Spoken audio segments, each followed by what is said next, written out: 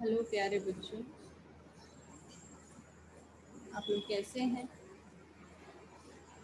बेटा, haloalkanes एंड haloarenes हमारा जो है चैप्टर चल रहा है। तो इसमें हमने फिजिकल प्रॉपर्टीज़ की बात कर ली है हेलो एल्केन्स की। अब बेटा हम बात करेंगे केमिकल रिएक्शंस की। ठीक है बेटा। तो अब जो है हम क्या शुरू करने वाले हैं बेटा, this is very important topic. This is reaction of haloalkanes. बेटा, जितने भी टाइप के रिएक्शन हेलो एल्केन शो करता है उसको हमने जो है कैटेगराइज किया हुआ है तीन में। There are three categories: nucleophilic substitution, nucleophilic substitution. One is nucleophilic substitution, and then another one is elimination type of reaction, elimination reaction, and beta, then third we have reaction with metals. आप लोगों ने कई सारे देखे भी होंगे। तो mainly जो मेटल्स यूज होते हैं मैग्नीशियम, लिथियम, और भी हैं कई सारे, तो हम एक एक करके देखेंगे। ठीक है बेटा। अब हम लोग सबसे पहले तो ये जानेंगे कि न्यूक्लियोफिलिक सब्स्टिट्यूशन होता क्या। सो बेसिकली और first category nucleophilic substitution reaction. ठीक है बेटा। तो अगर हम इसकी बात करें तो हम कुछ चीज़ों को जानने की ज़रूरत है कि न्यूक्लियोफाइल्स क्या होते हैं। न्यूक्लियोफाइल्स बेटा ऐसे स्पीशीज़ होते हैं जो कि इलेक्ट्रॉनिकली रिच होते हैं। They have either negative charge और lone pair of electrons available for attack on the electron deficient species. ठीक है। तो जब अवेलेबल फॉर अटैक होंगे ऑन इलेक्ट्रॉन डेफिशिएंट स्पीशीज पे तो हम उनको जो है न्यूक्लियोफाइल कहेंगे। ठीक है बेटा। तो इसमें क्योंकि सब्स्टिट्यूशन हो रहा है तो ऑलरेडी कोई न्यूक्लियोफाइल मॉलिक्यूल में अटैच होगा। ठीक है। जिसको कि ये सब्स्टिट्यूट करेगा। ठीक है। सब्स्टिट्यूशन के कई सारे रीजंस हो सकते हैं। ठीक है। कंडीशंस कैसे हैं, रिएजेंट हम कौन सा यूज़ कर रहे हैं, और न्यूक्लियोफिलिसिटी ऑफ द न्यूक्लियोफाइल, कौन कितने अच्छे से जो है वहाँ पे कौन कितना पावरफुल न्यूक्लियोफाइल है बेटा। सपोज करो ये जो है हमारा एक्स जो है इसके साथ कोई ऑलरेडी अटैच है, हलाइड है या कोई और न्यूक्लियोफाइल है। ठीक है बेटा। तो आपको पता ही ये जो है ज़्यादा इलेक्ट्रॉन नेगेटिव है, तो इससे जो है शेयर्ड पेयर ऑफ इलेक्ट्रॉन को क्या करेगा, अपनी तरफ पुल कर लेगा। उसकी वजह से इस कार्बन के ऊपर क्या चार्ज डेवलप होगा, डेल्टा प्लस। इसके ऊपर क्या डेवलप होगा बेटा, डेल्टा नेगेटिव। तो अब ये क्या होने जा रहा है बेटा, सब्स्टिट्यूशन होने जा रहा है। तो इसका मतलब ये है कि इस एक्स के बदले यहाँ पे ये जो न्यूक्लियोफाइल था वो आ गया और बदले में इस ग्रुप ने यहाँ पे लीव कर दिया। ठीक है। तो अब बेटा ये है कि न्यूक्लियोफिलिक सब्स्टिट्यूशन रिएक्शंस की एक खास बात ये है कि बेटा it is the most useful class of reaction. This is most useful. Alkyl halide की जब हम बात करते हैं तो इसका सबसे इम्पॉर्टेंट खासियत है कि ये जो है न्यूक्लियोफिलिक सब्स्टिट्यूशन रिएक्शन अंडरगो होता है।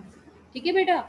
इसमें जो है इम्पॉर्टेंट चीज़ एक और चीज़ है कि जो हमारा न्यूक्लियोफिलिक सब्स्टिट्यूशन में जो हैलोजन है वो sp3 हाइब्रिडाइज्ड कार्बन के साथ अटैच है। ठीक है बेटा। तो कुछ ज़रा हम कॉमन न्यूक्लियोफाइल्स की लिस्ट एक बार ज़रा हम देख लेते हैं जिसको कि हमें बार बार यूज़ करना है। कॉमन न्यूक्लियोफाइल्स, इन सब को जो है आपने कभी ना कभी यूज़ किया होगा, नहीं किया है तो अभी हम इन टॉपिक्स में तो इसको ज़रूर पढ़ने वाले हैं।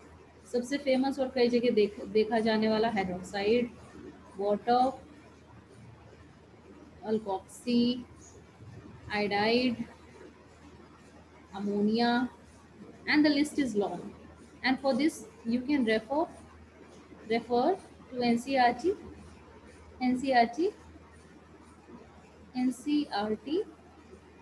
page 300.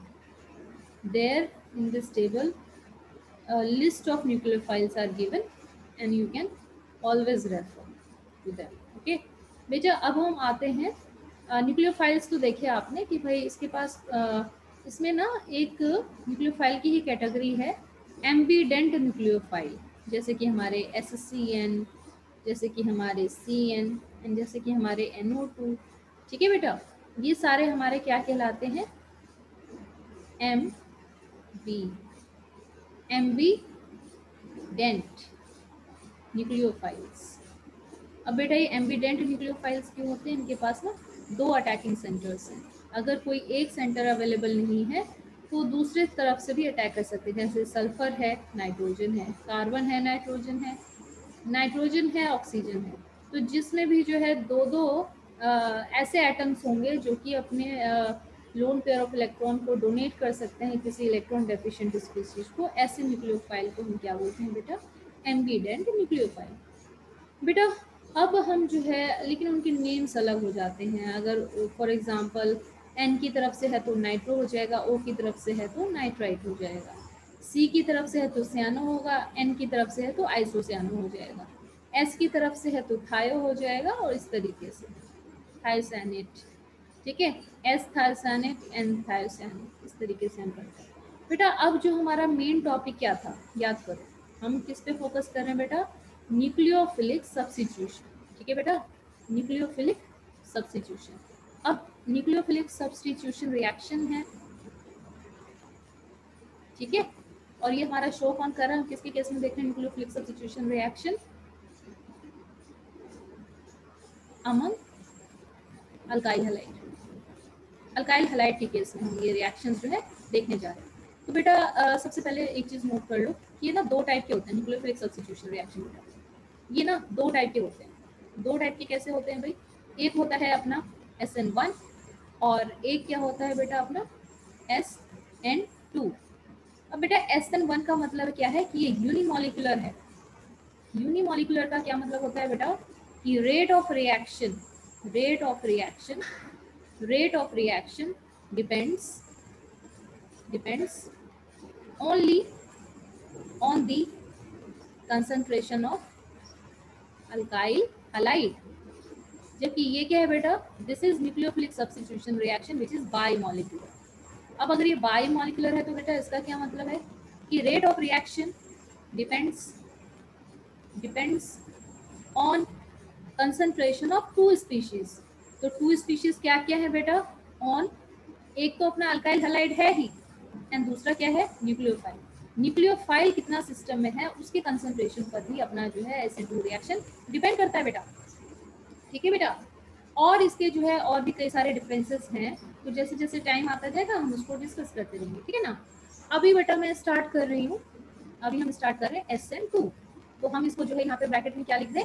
Nucleophilic substitution reaction, nucleophilic substitution reaction bimolecular. क्या कह सकते हैं हम इसको? Nucleophilic substitution reaction which is bimolecular.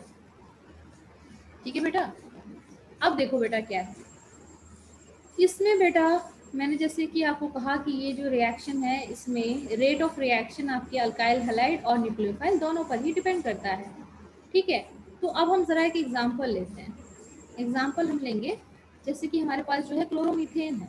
ठीक है, और इसमें जो है, इसमें बेटा क्लोरोमीथेन था और यहाँ पे जो है सिस्टम में हाइड्रोक्साइड आयन आया। ठीक है बेटा, न्यूक्लियोफाइल है जो, और इसने जो है हमें क्या दे दिया बेटा? हमें मिथेनॉल दे दिया, और जो है क्लोराइड आयन हमारा जो है सिस्टम से लीव हो गया। ठीक है बेटा, तो इसमें जो रेट ऑफ रिएक्शन है ना बेटा, वो इस अल्काइल हैलाइड पे भी डिपेंड करेगा और इस हाइड्रोक्साइड आयन पे भी डिपेंड करेगा। ठीक है, तो क्योंकि दोनों के दोनों कंसंट्रेशन रिएक्टेंट साइड में जो दोनों स्पीशीज हैं उसके कंसंट्रेशन पे डिपेंड कर रहा है, तो ये बायोमॉलिक्यूलर है। अब बेटा जरा हम इसका ना रिएक्शन देखने की कोशिश करते हैं, अगर हम इसको मॉलिक्यूलर डायग्राम में ड्रॉ करें। तो बेटा अगर ये हमारा C है, इसके साथ Cl लगा है, ये इधर बेटा हमारा H हो गया। ठीक है, एक हमारा जो है आपने जो है बेजन डैश मॉडल किया होगा, एक यहाँ H आ गया, और बेटा एक जो है हमारा यहाँ जो है H है। ठीक है, तो ये बेटा क्या करेगा ना, अब देखो ये एक रिएक्शन होने जा रहा है। अब ये देखें dotted dotted dotted dotted line क्या, ठीक है, ये H ऐसे हो गया। ठीक है बेटा, और ये जो है ऐसे है, और ये बेटा अपना जो है ऐसे बेजन डैश में। ये अपना H ऐसे, ठीक है बेटा। ये जो आपको नजर आ रहा है ये स्पीशीज, इसको बेटा हम ट्रांजिशन स्टेट कहते हैं। क्या कहते हैं? Transition state. बेटा ट्रांजिशन स्टेट क्यों कहते हैं?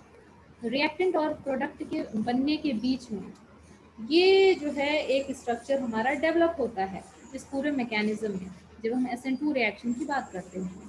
बेटा ये जो ट्रांजिशन स्टेट है ये बहुत ही शॉर्ट लिव्ड है। This is very very short lived. आप यहाँ देख सकते हैं कार्बन में से टेट्रावैलेंट होता है, लेकिन यहाँ पे आपको 5 बॉन्ड नज़र आ रहे हैं। अब ये 5 बॉन्ड जो है हमें क्यों नज़र आ रहे हैं? क्योंकि ये जो हाइड्रोक्साइड आयन जो अटैक कर रहा है और जो इसमें ऑलरेडी अटैच था क्लोराइड आयन, वो इसको लीव कर रहा है। तो ये आप देख सकते हैं कि यहाँ पे ना पार्शियल बॉन्ड फॉर्मेशन है, ये जो डॉटेड लाइंस है, और ये पार्शियल बॉन्ड ब्रेक है। ये पार्शियल बॉन्ड लीव कर रहा है और ये पार्शियली जुड़ रहा है, इसलिए इसको डॉटेड डॉटेड दिखाया है, ठीक है। तो ये क्योंकि 5 मेंबर मतलब 5 बॉन्डेड कार्बन है, तो ऐसे तो एग्जिस्ट नहीं करता, इसलिए काफ़ी शॉर्ट लिव्ड है। तो शॉर्ट लिव्ड है तो ये क्या करता है, बहुत जल्दी जो है प्रोडक्ट में कन्वर्ट हो जाता है। तो अपना प्रोडक्ट क्या बना है? OHC, ठीक है बेटा। दिस इज OHCH, और ये जो है अपना ये H, और ये जो है इसी तरीके से अपना जो है ये H, और प्लस में जो है ये क्या निकला है? Chloride ion. आपको एक चीज़ आप जरा इसमें गौर करिए कि पहले देखो अपना जो ये वाला था न्यूक्लियोफाइल, ये इस साइड से था, this is right side of the carbon, but ये जो दूसरा आया है हाइड्रोक्सिल आयन, ये towards the left side of the carbon. आपको ये नज़र आ रहा होगा कि बिल्कुल ऐसे उल्टा हो गया है, जैसे कि कभी तेज हवा चलने पे छतरी जिस तरीके से उल्टा हो जाती है, बिल्कुल, ठीक है। तो आप ना आगे पढ़ेंगे तो यहाँ पे एक चीज़ नोट कर लो कि जो SN2 रिएक्शन है बेटा, यहाँ पे जो कन्फिग्रेशन है, वैसे तो एक बहुत ही बड़ा और नया सा टॉपिक है। जो कन्फिग्रेशन है, कन्फिग्रेशन मतलब arrangement of all the atoms around carbon atom. ये जो कन्फिग्रेशन आपको नजर आ रहा है इस कार्बन एटम के आसपास, ये क्या हो रहा है बेटा? बिल्कुल इन्वर्जन हो रहा है, बिल्कुल इन्वर्ट कर रहा है। तो यहाँ पे आपको इन्वर्जन शो हो रहा है, इन्वर्जन शो हो रहा है बेटा। अगर जो है कोई प्लेन पोलराइज लाइट को क्या कर रहा था, राइट की तरफ रोटेट कर रहा था मॉलिक्यूल, तो ये बनने पर वो लेफ्ट की तरफ रोटेट कर रहा है, ठीक है ना बेटा। तो थोड़ी सी हम बात करेंगे अभी कन्फिग्रेशन की और डिटेल में, लेकिन क्योंकि मैंने कहा कि जैसे जैसे हम आगे बढ़ेंगे तो हमें और डिफरेंसेस मिलते चलेंगे। तो SN2 में हमारा एक और पॉइंट ऑफ डिफरेंस क्या आ गया बेटा, कि यहाँ पे हमें कुछ इन्वर्जन देखने को मिल रहा है। अब हम आगे और चलते हैं, देखते हैं और हमें क्या क्या जो है नई नई चीज़ें देखने को मिलती हैं, ठीक है बेटा। उसके बाद बेटा ये जो है अब बेटा जैसे जैसे जो है हमारा हम और थोड़ा आगे बढ़ते हैं, तो यहाँ पे इन्वर्जन ऑफ कॉन्फ़िगरेशन की हमने बात कर ली। अब बेटा एक चीज़ इसमें ये आती है कि जैसे हमारे पास अल्काइल हैलाइड कितने सारे टाइप के थे बेटा, हमारे पास तो अल्काइल हैलाइड 3 टाइप के हैं। मान लो हमारे पास जो है प्राइमरी जो है अल्काइल हैलाइड है, प्राइमरी था, सेकेंडरी था एंड टर्शरी था, ठीक है बेटा। इसमें हमेशा याद रखना कि जो रिएक्टिविटी ऑर्डर होगा, reactivity order in SN2 reaction हमेशा primary is greater than secondary is greater than tertiary. इसकी भी हम बात कर लें। रीजन क्या है बेटा? Less steric hindrance in primary. जो हमारा प्राइमरी अल्काइल हैलाइड है बेटा, उसमें तो हाइड्रोजन एटम्स हैं खाली कार्बन के साथ, तो कितना स्मॉल होगा हाइड्रोजन एटम, और जो कोई भी न्यूक्लियोफाइल अटैक कर रहा है उसको कोई दिक्कत नहीं होगी जो है कार्बन से जुड़ने में।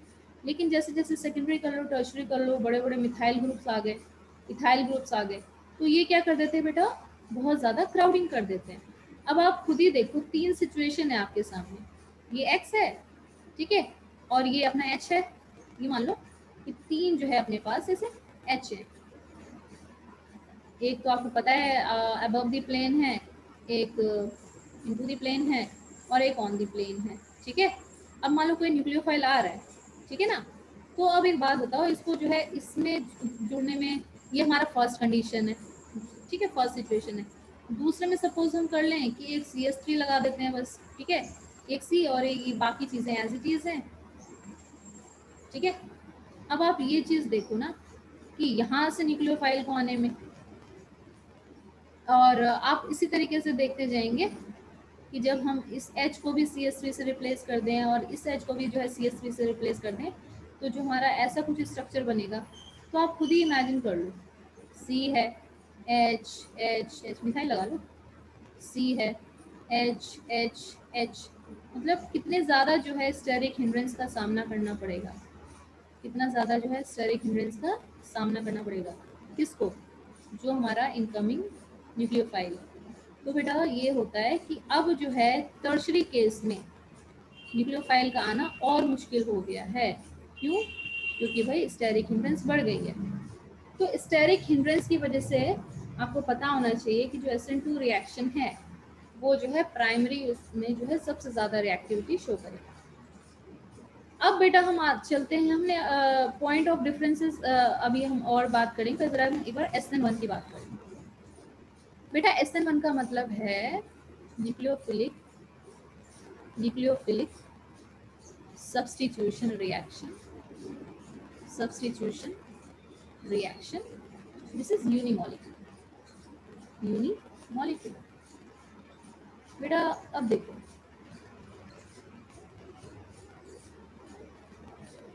यूनिमॉलिक्यूलर, इसका क्या मतलब है बेटा? यूनिमॉलिक्यूलर सिर्फ एक ही मॉलिक्यूल के कंसंट्रेशन पे इसका रेट ऑफ रिएक्शन डिपेंड कर रहा है। ठीक है, वो एक ही चीज क्या है? Alkyl halide. तो SN1 में सिर्फ आपका rate of reaction alkyl halide के कंसंट्रेशन पर डिपेंड करता है और न्यूक्लियोफाइल के कंसंट्रेशन पे नहीं डिपेंड करता।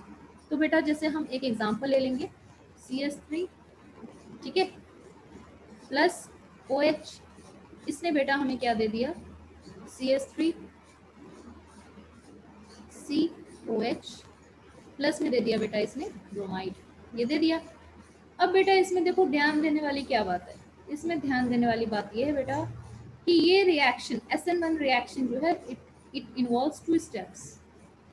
SN1 रिएक्शन बेटा it involves 2 steps, it involves 2 steps. पहला स्टेप है बेटा ionization of alkyl halide, ionization of alkyl halide, and this is the slowest step, this is the slowest step and that's why it is rate determining step। ठीक है, और that's why it is, इसका order क्या होता है? 1। ठीक है बेटा, फर्स्ट स्टेप में क्या है? आयनाइजेशन। एंड आयनाइजेशन हम देख लेते हैं बेटा किस तरीके से होगा। तो ये जो हमारा C है, CH3 लगा है, CH3 लगा है एंड CH3 लगा है। ठीक है बेटा, तो अब क्या हुआ, इसमें Br था, तो जो पहला स्टेप हुआ, this is step 1, this is step 1, इसमें हुआ है बेटा आयनाइजेशन, इसमें क्या हुआ है? आयनाइजेशन, प्लस में हमारा क्या था? ब्रोमाइड निकल। पहला स्टेप में ये था हमारा आयनाइजेशन, और अब क्या होगा अगले स्टेप में? बेटा हमारा सेकंड स्टेप होगा nucleophilic attack, nucleophilic attack on carbocation. जो भी हमारा कार्बन, जहाँ पे कार्बन के ऊपर प्लस चार्ज है वहां पर जो है न्यूक्लियोफिलिक अटैक होगा। तो CH3, ये C था, इसके ऊपर प्लस था, ये CH3 है, ये CH3 है बेटा। अब यहाँ पे क्या हुआ? OH minus. अब बेटा ये जो है सीधे यहाँ पे जाके क्या करेगा? अटैक। और बेटा ये हमें क्या दे देगा? CH3 जुड़ जाएगा ना, नॉर्मली जुड़ जाएगा, वैसे ही वहाँ पे पॉजिटिव चार्ज और ये नेगेटिवली चार्ज स्पीशीज है। वो था बेटा हमारा स्टेप 1 और ये है बेटा हमारा step 2। And this second step is very very fast, क्योंकि पॉजिटिव चार्ज है और सिस्टम नेगेटिव चार्ज न्यूक्लियोफाइल आ गया, तो भाई बहुत ही फास्ट रिएक्शन है। ठीक है बेटा, तो अब आपको ये चीज़ देखनी है कि ये जो हमारा SN1 रिएक्शन है ये जो है यूनिमॉलिक्यूलर है, एक ही मॉलिक्यूल की कंसंट्रेशन पर डिपेंड कर रहा है, लेकिन इट इन्वॉल्व्स 2 स्टेप्स। जबकि हमारा SN2 था वो 2 मॉलिक्यूल की कंसंट्रेशन पे डिपेंड कर रहा था, लेकिन होता था एक ही स्टेप। ठीक है बेटा, तो अब जरा हम रिएक्टिविटी सीरीज इसकी बात कर लें। तो हमारा जो SN1 है ना, इसमें हमें हमारा 2 स्टेप होता है आयनाइजेशन। तो हमेशा याद रखना बेटा, इसमें जो स्टेबिलिटी, इसमें जो रिएक्टिविटी ऑर्डर है tertiary more than secondary more than primary. SN2 में बिल्कुल क्या था? अपोजिट। SN2 में क्या था बेटा? Primary more than secondary more than tertiary. बस बेटा इस चीज़ को आपको अपने कॉन्सेप्ट अपने दिमाग में बिठा लेना है, ठीक है बेटा। अब जो है आपसे एक क्वेश्चन पूछा जा सकता है जो कि हम डिस्कस करेंगे इस वाले स्लाइड में। अब मुझे एक बात बताइए, अगर कोई आपसे ये पूछे अलाइलिक सिस्टम, अलाइलिक सिस्टम मतलब CH2 डबल बॉन्ड CH, ठीक है, और जो है CH2 के ऊपर प्लस कार्बोकेटाइन हमारा जनरेट हो गया, मान लो यहाँ से कोई हैलाइड निकल गया, तो ये जो है किस टाइप का रिएक्शन शो करेगा? तो बेटा ये भी SN1 रिएक्शन शो करते हैं, क्योंकि आयनाइजेशन इसमें इजी है। क्यों है भाई इजी? जो भी हमारा कार्बोकेटाइन डेवलप होता है वो जो है आपस में ही रेजोनेंस से क्या हो जाते हैं, खुद को स्टेबल कर लेते हैं, ठीक है बस। और ऐसे हमारा बेंजाइलिक सिस्टम है भाई, तो अपना जो बेंजाइलिक सिस्टम है बेटा, बेंजाइलिक CH2, अब इसमें भी सेम चीज़ है कि जो है कार्बन जो है कुछ इस तरीके से खुद को क्या कर लेता है, स्टेबलाइज। इसमें जो है अंदर ही अपने रेजोनेंस चलता रहता है, ये जो है अपने रेजोनेंस और स्पेशल कंडीशंस की वजह से जो है क्या है, स्टेबल रहता है CH2, ठीक है। और ये कुछ इस तरीके से। अब बेटा देखो ये यहाँ से गया है तो यहाँ पे भी प्लस चार्ज था, ठीक है, फिर ये यहाँ आएगा और इस तरीके से आप देखेंगे कि ये रेजोनेंस जो है अपने अंदर चलता रहता है। ये यहाँ आ गया, यहाँ आ गया, ये डबल बॉन्ड CH2 था, यहाँ पे प्लस चार्ज आ गया, अगली बार में फिर ये यहाँ पे आ जाएगा और दोबारा से जो है हमारा सिस्टम कुछ ऐसे।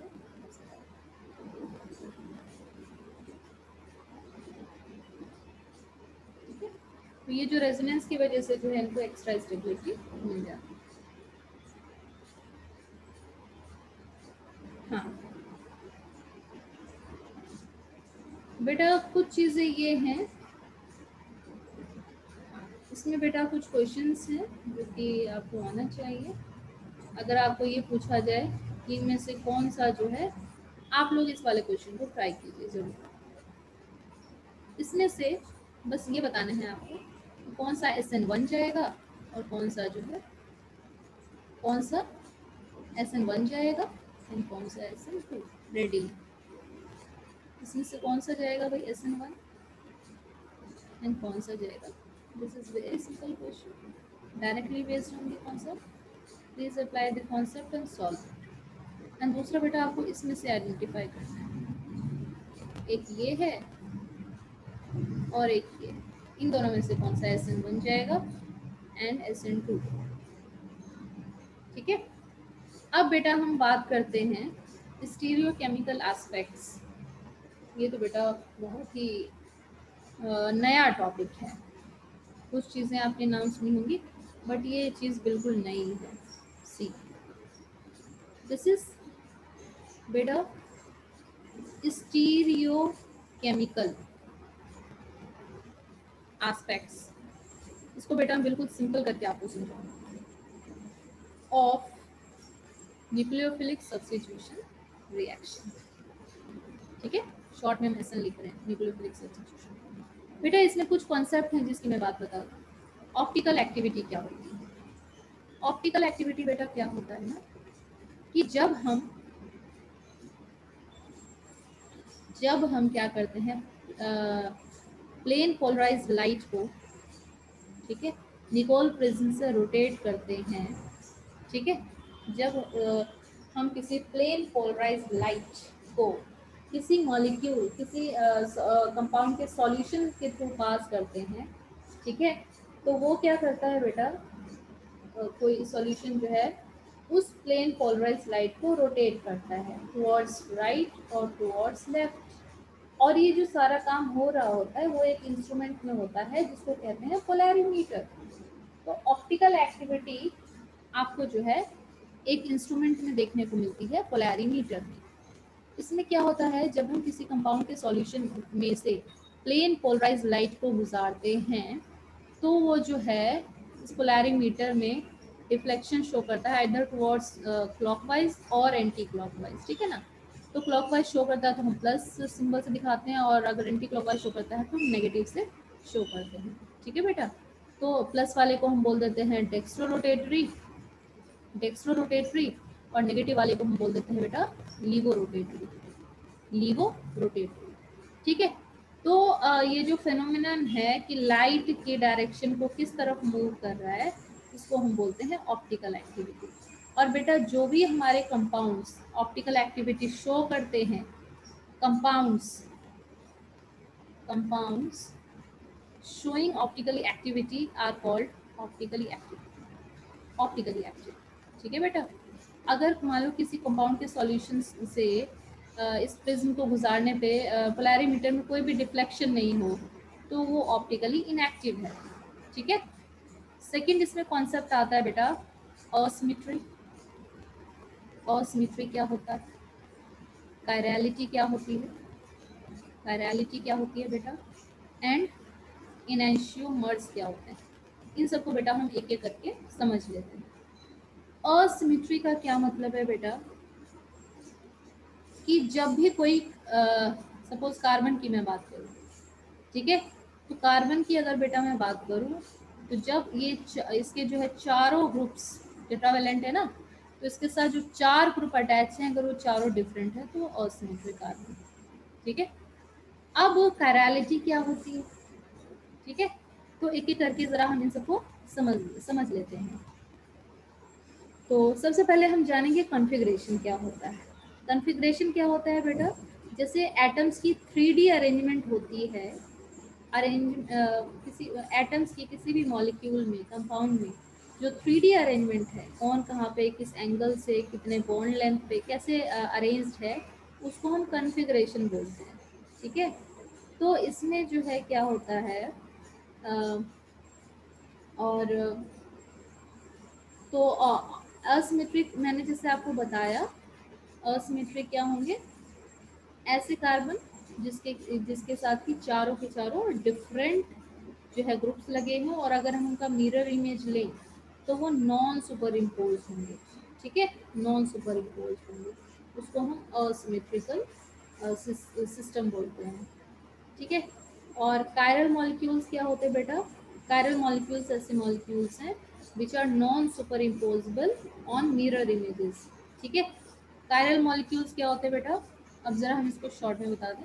असिमेट्रिक होता है 4 different groups, 4 different groups around carbon. Chirality क्या होती है बेटा, non super imposable mirror images, mirror images. ठीक है, non super imposable mirror images, जैसे हमारे दोनों हाथ, दोनों पैर। ठीक है, इसको बेटा अगर आप एक दूसरे के ऊपर मिरर इमेज की तरह है ना, एक दूसरे के ऊपर अगर हाथ रखो तो बिल्कुल ओवरलैप नहीं होगा। असिमेट्रिकल क्या है भाई, ये तो नॉन सुपर इम्पोजिबल है और मिरर इमेजेस भी नहीं है। ठीक है। पैरेलिटी क्या है, नॉन सुपर इम्पोजिबल तो है लेकिन मिरर इमेज है। ठीक है। और इनैंशियोमर्स क्या है बेटा, ये जो हमारे कैरलिटी वो मॉलिक्यूल शो करते हैं जो ऑप्टिकली एक्टिव है। कैरलिटी की बात हम उनकी बात करेंगे जो कि ऑप्टिकली एक्टिव होंगे। ठीक है।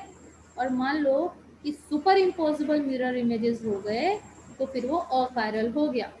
ठीक है, अकायरल हो गया। जैसे कि मान लो अपने पास अकायरल का एग्जाम्पल क्या होगा, जैसे मान लो ये, और इसका अगर हम जो है मिरर इमेज, अगर हम इसका जो है मिरर इमेज दिखाएं एक और सर्कल, तो ये हमारा क्या है, अकायरल।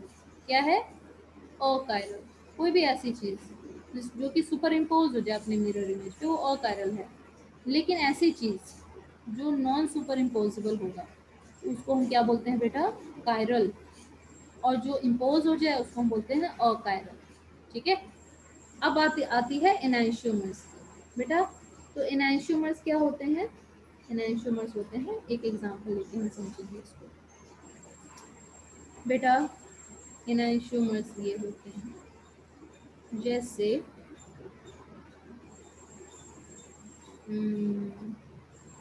क्या,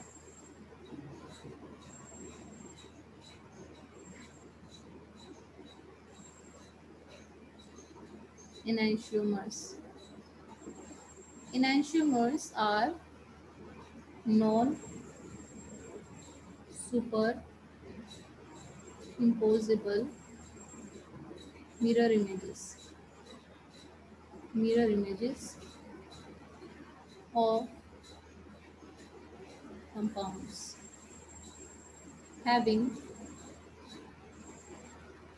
identical having identical physical properties having identical physical properties like melting point, boiling point and refractive index. ठीक है, ये तो अब एग्जाम्पल हम जो है एक चीज़ देख लेते हैं ताकि हमें पता रहे कि हमारे एनाइसोमर्स क्या है। ठीक है बेटा,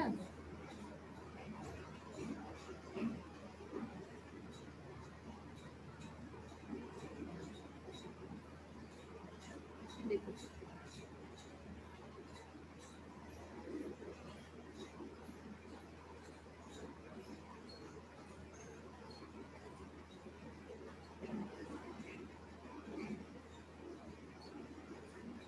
अगर हमारे पास मान लो इस टाइप का कोई स्ट्रक्चर है CH3, ठीक है, CH3 और इसके साथ मान लो कि ये कोई इथाइल ग्रुप में लगा है C2H5, राइट, और ये जो है इसके साथ H लगा है और एक सिंपल में OH। ठीक है बेटा, अगर हम जो है इसका mirror image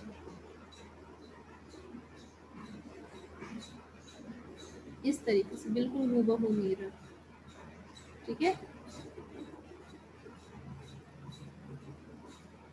CH3 C2H5 and H, तो ये हमारे क्या कहलाएंगे बेटा, enantiomers। These are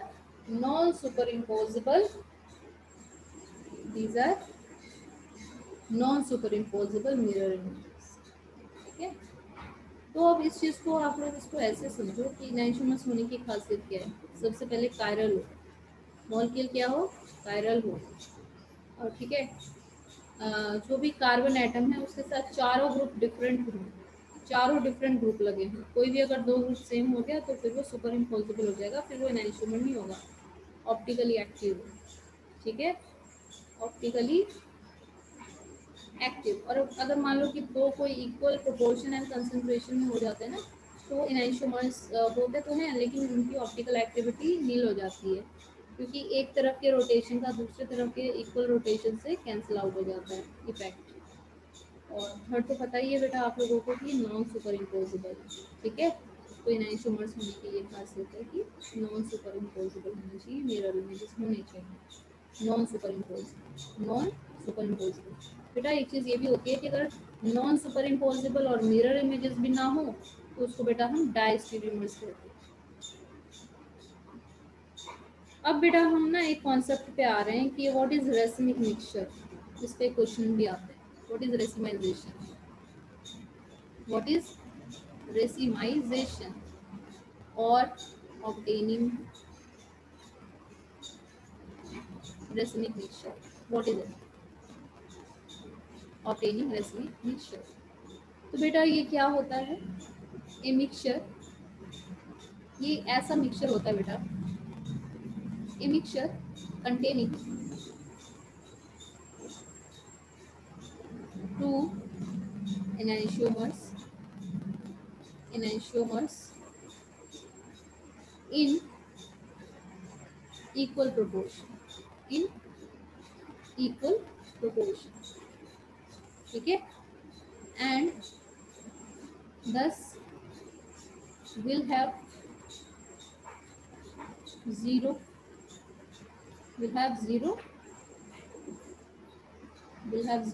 what, optical rotation। Yes, that's right, optical rotation।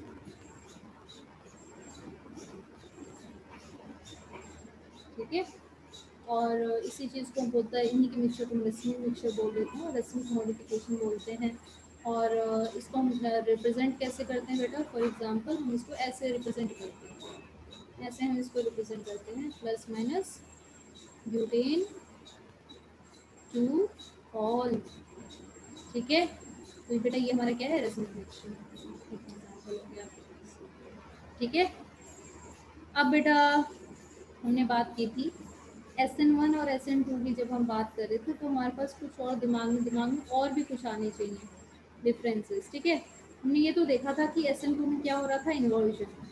SN1 में क्या हो रहा था? रैसमिक मिक्सचर हमें ऑब्टेन होता है। ठीक है, तो हम इसकी बात कर सकते हैं कि क्या होता है? रिटेंशन। तो अब हम ना ज़रा इसको समराइज कर लेते हैं। तो जो हमारा SN1 है उसमें हमारा कॉन्फ़िगरेशन रिटेंशन शो करता है या फिर रस्माइजेशन शो करता है। ठीक है, लेकिन जो हमारा SN2 है वहाँ पे हमें कॉन्फ़िगरेशन में इन्वर्जन मिलता है। तो प्लस था तो माइनस हो जाएगा। ठीक है, तो ये चीज़ें हैं। अब हम ज़रा एक बार रिटेंशन देख लेते हैं और एक इन्वर्जन देख लेते हैं। Let's see. सबसे पहले हम रिटेंशन देखें। ठीक है, रिटेंशन क्या होता है? सपोज करो बेटा कि अपने पास ना कुछ ऐसा मॉलिक्यूल है, CH3 है। ठीक है, ये C है और इसके साथ जो है CH2 है, H है, और फिर जो है CH2 है एंड CH3 है। ठीक है, अब क्या था? इसके साथ जो है हमारा लगा था OH, कोई हमारा जो है, फिर हमें जो है इस वाले बॉन्ड को ब्रेक किया क्योंकि भाई बगल में एक दूसरा जो है रिएजेंट है। हमने जब इसको हीट किया बेटा, जब हमने इसको हीट किया तो आप देखेंगे कि हमारा ये बन गया। हमारा क्या बन गया बेटा? CH2 बन गया, Cl नया बॉन्ड जुड़ गया इसके साथ, और ये ना एज इट इज हो गया बाकी चीज़। और प्लस में हमारा क्या निकल गया? प्लस में हमारा निकल गया HOH। बेटा आप इसमें आप एक चीज़ देखो, ठीक है ना, ये क्या था कि ये तो चलो इसी साइड से निकला और इसी साइड से आके जुड़ गया। ठीक है, तो अ, इसमें जो है हमें रिटेंशन देखने को मिलेगा। ठीक है,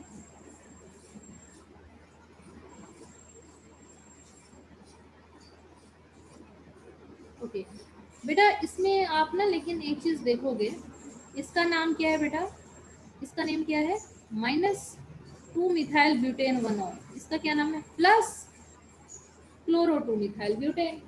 अब आप देखोगे कि कॉन्फ़िगरेशन तो असिमेट्रिक सेंटर का सेम है।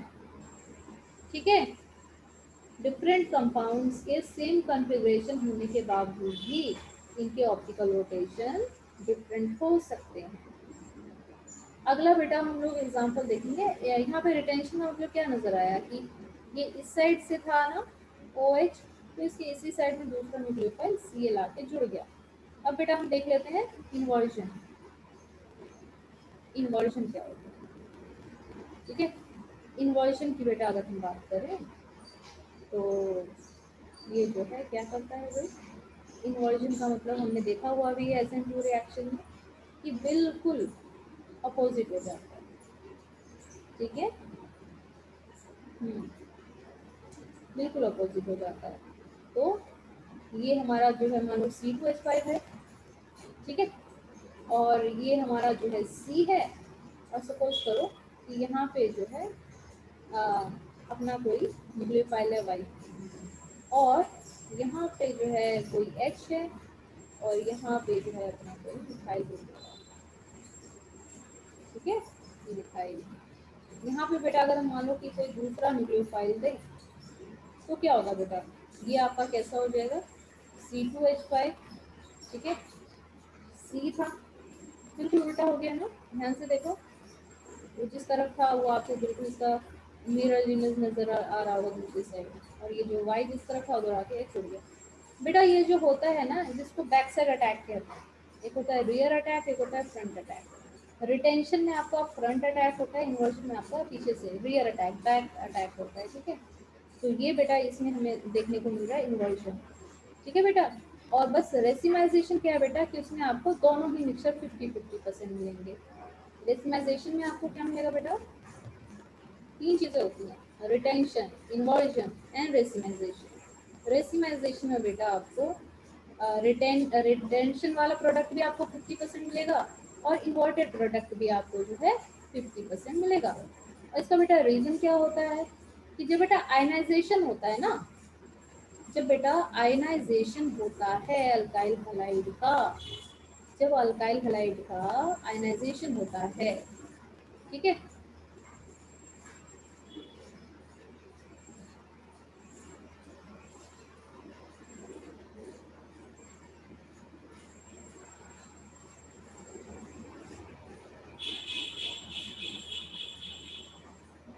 जब बेटा अल्काइल हैलाइड का, जब अल्काइल हैलाइड सपोज करो हमारे पास ये था CH3Cl था, ठीक है, तो ये तो काफी छोटा हो जाएगा, इसका तो आयनाइजेशन मुश्किल है, हम ना कुछ ऐसा लेंगे,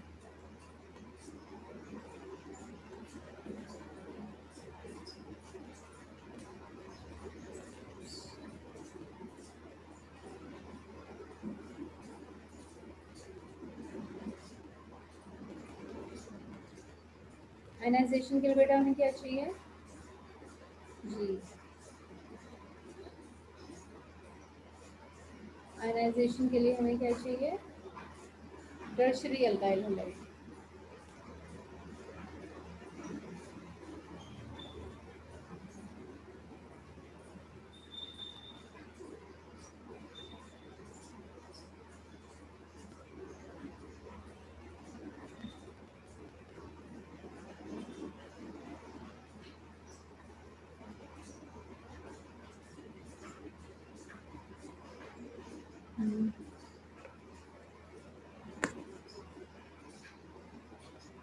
ठीक है, तो हमने मान लो कि हमने कोई जो है टर्शरी अल्काइल हैलाइड ले लिया, ठीक है, तो बेटा जब हम इसको जो है हीट करेंगे, स्लो प्रोसेस है वैसे तो, और जब बेटा ये आयनाइज होगा, ठीक है, तो ये हमारे ये जो है ना चीज़, अब इसके पास है बेटा दो दो पॉसिबिलिटीज़ हैं, टू पॉसिबिलिटीज़ हैं, कैसे, सी, एक तो भाई CH3 है, CH3 है एंड CH3 है, उसके ऊपर प्लस चार्ज है ना, या तो अटैक इस साइड से भी हो सकता है और इस साइड से भी हो सकता है, ठीक है, तो अगर तो सेम साइड ऑफ जहाँ से लीव हुआ है अपना न्यूक्लियोफाइल, फ्रंट साइड से हुआ तो रिटेंशन हो जाएगा और बैक साइड से हुआ तो इन्वर्जन हो जाएगा।